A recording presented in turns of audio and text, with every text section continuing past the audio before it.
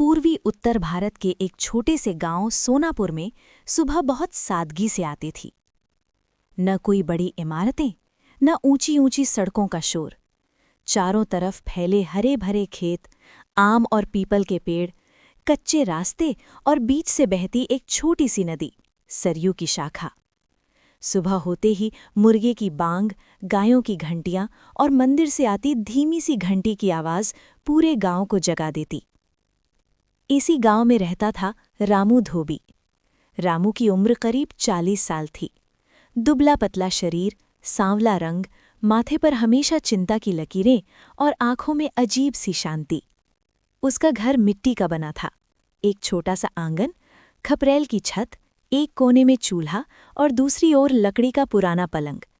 रामू के जीवन में कोई बड़ी चाह नहीं थी, बस इतना चाहता था कि रोज काम मिले, पेट भर खाना हो और उसका गधा कालू स्वस्थ रहे, क्योंकि रामू की दुनिया का सबसे बड़ा सहारा वही गधा था। कालू काला नहीं था, लेकिन बचपन से उसका नाम कालू ही पड़ गया था। सफ़ेद भूरा रंग, लंबी कान और आंखों में मासूमियत। गांव वाले उसे सिर्फ एक गधा समझते थे, पर रामू के लिए वो दोस्त था, परिवार था और रोजी रोटी का साधन भी। रामू जब भी बोझ लादता, पहले कालू की पीठ थपथपाता और कहता, चल रे साथी, आज भी साथ निभा लेना। कालू जैसे उसकी बात समझ जाता।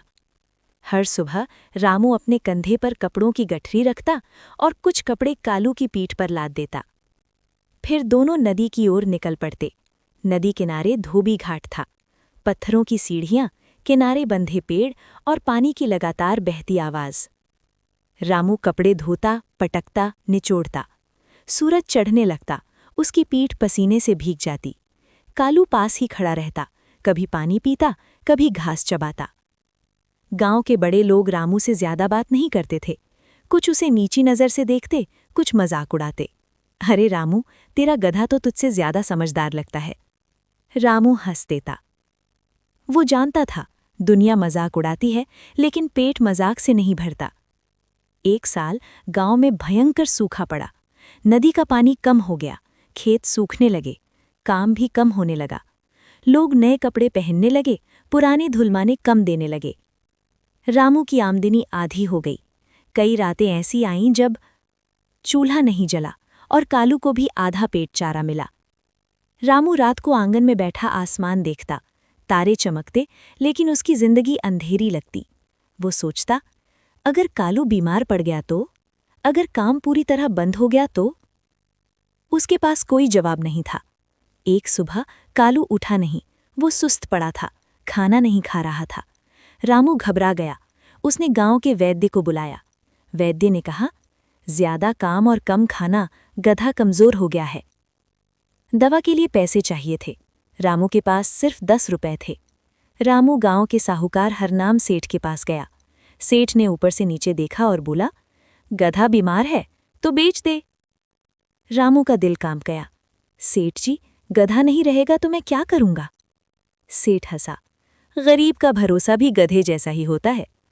फिर भी उसने कर्ज दे दिया, भारी ब्याज पर। रामू ने दिन रात मेहनत की, खुद कम खाया, कालू को पूरा खिलाया। धीरे धीरे कालू ठीक होने लगा। रामू की आंखों में फिर से उम्मीद जागी। कुछ साल बाद गांव में सड़क बनी, शहर से लोग आने लगे। एक एनजीओ आई ग्रामीण जीवन पर डॉक्यूमेंट्री बनाने। उनकी नज़र रामू और कालू पर पड़ी।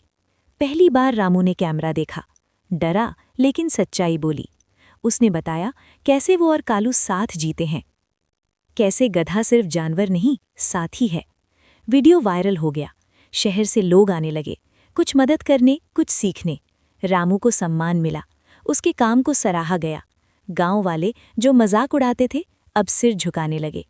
समय सब बदल देता है। एक दिन कालू बहुत बूढ़ा हो गया, चल नहीं पाता था। रामू उसके पास बैठा रहा, उसका सिर गोद में रखा। कालू ने आखिरी सांस ली। रामू रोया नहीं, बस बोला, तू गधा नहीं था, तो मेरा भाग्य था।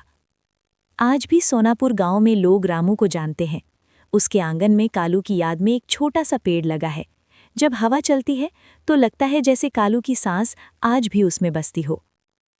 संदेश: मेहनत, सच्चाई और साथ निभाने की ताकत किसी भी इंसान को महान बना सकती है, चाहे वो एक साधारण धोबी ही क्यों ना हो।